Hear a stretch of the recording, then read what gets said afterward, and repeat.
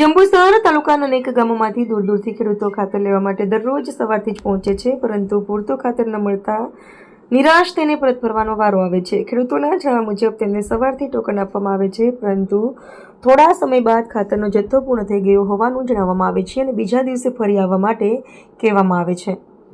ખેડૂતો આક્ષેપ કરી રહ્યા છે કે જ્યારે તેઓ સવારથી લાઇનમાં ઊભા રહે છે ત્યારે પણ તેમને ખાતર મળતું નથી, જ્યારે રાતોરાત ખાતરનો જથ્થો ક્યાં જાય છે તે અંગે અનેક પ્રશ્નો ઊભા થઈ રહ્યા છે। ખેડૂતોના કહેવા મુજબ જો સવારથી જ હાજર રહેલા ખેડૂતોને ખાતર મળતું નથી તો આખરે ખાતરનું વિતરણ કેવી રીતે થઈ રહ્યું છે તેની નિષ્પક્ષ તપાસ થવી જોઈએ। ખાતરની અછતને કારણે ખેડૂતો ભારે મુશ્કેલીઓનો સામનો કરી રહ્યા છે। વારંવાર રજૂઆતો કરવા છતાં આજ દિન સુધી સમસ્યાનો કોઈ ઉકેલ આવ્યો નથી। હજારોની સંખ્યામાં ખેડૂતો દરરોજ ખાતર લેવા આવે છે, પરંતુ સવારથી સાંજ સુધી રાહ જોયા પછી પણ ઘણા ખેડૂતોને ખાલી હાથે પરત ફરવું પડે છે। ખેડૂતોની સરકાર અને સંબંધિત તંત્રને માંગ છે કે જંબુસર તાલુકામાં તાત્કાલિક પૂરતા પ્રમાણમાં ખાતર ઉપલબ્ધ કરાવવામાં આવે અને વિતરણ વ્યવસ્થાને પારદર્શક બનાવવામાં આવે, જેથી ખેડૂતોને સમયસર ખાતર મળી રહે અને તેમના પાકને કોઈ નુકસાન ન થાય। રિપોર્ટર રવિ સૈયદ, પૂર્વ ધારાસભ્ય શ્રી જંબુસર કિરણસિંહ મકવાણા આજ રોજ ખેડૂતોની વ્યથા સંભળાવું છું। યુરિયા ખાતરની ખૂબ જ અછત હોવાથી ઘણા બધાના ફોન આવી રહ્યા હતા।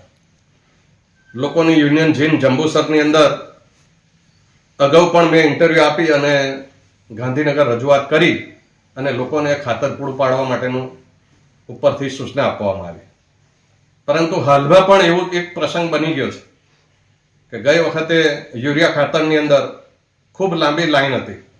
ઘણા ખેડૂતોને મળ્યું છે અને ઘણા ખેડૂતોને સાંજ પડતા 8-9 વાગે બધાને ટોકન આપવામાં આવ્યું હતું ને એવું કીધું કે ખાતર હયાત છે, આવતીકાલે તમને મળશે।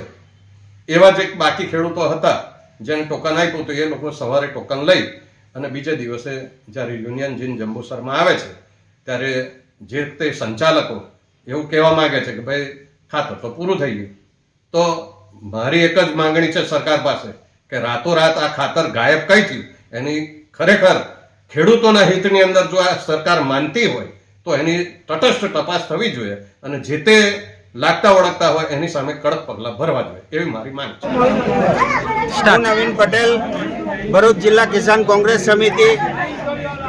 અત્યારે અહીંયા ખેડૂતોની જે વલે છે ખાતર માટે, આખા જંબુસર તાલુકાના ખેડૂતો અત્યારે યુરિયાની ખાસ જરૂર હોવાથી દરરોજ ધક્કા ખાય છે।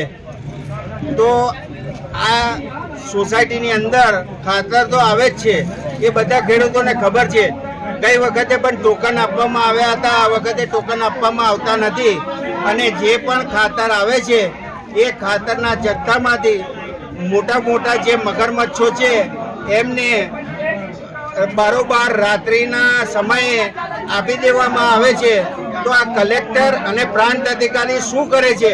અહીંયા મેનેજમેન્ટમાં આ મામલતદારને આ બધાને કોઈ આ જંબુસર તાલુકાના ખેડૂતોને કઈ પડી છે કે નહીં, કે પછી આ ખેડૂતો આંદોલનના માર્ગે ચડે? હવે જો આ ખેડૂતોને તાત્કાલિક રૂપે ખાતર આપવામાં નહીં આવે તો પછી બહુ ઉગ્ર આંદોલન કરવું પડશે અને તે વખતે એના માટે સંપૂર્ણ જવાબદારી જંબુસર તાલુકા મામલતદાર, પ્રાંત અધિકારી જંબુસર તાલુકા અને ભરૂચ કલેક્ટરની રહેશે। તો મારી ખાસ નમ્ર વિનંતી છે આપના માધ્યમથી આ સરકારને કે મારા ખેડૂતોને પૂરતું યુરિયા આપવામાં આવે।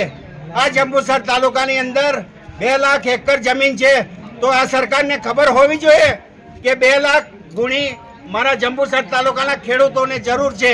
જો એમ કરવામાં નહીં આવે તો બહુ જ જલ્દી એકદમ ઉગ્ર આંદોલન ખેડૂતોને સાથે રાખીને કરવામાં આવશે। અહીંયા ખેડૂતોનો આક્ષેપ એવો છે કે ગઈ વખતે જે ખેડૂતો લાઇનમાં ઊભા હતા અને અંધારું થઈ ગયું હતું એટલે એ લોકોને ટોકન આપવામાં આવી હતી।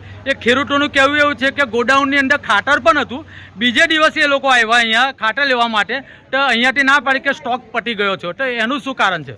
એમાં કેટલાક મગરમચ્છોને કારણે એ ખાતર એમને સગે વગે કરવામાં આવે છે અને એને રાત્રિ દરમિયાન અહીંથી વહન કરી દેવામાં આવે છે અને નાના ખેડૂતોને ખાસ હાલાકી ભોગવવામાં આવે છે।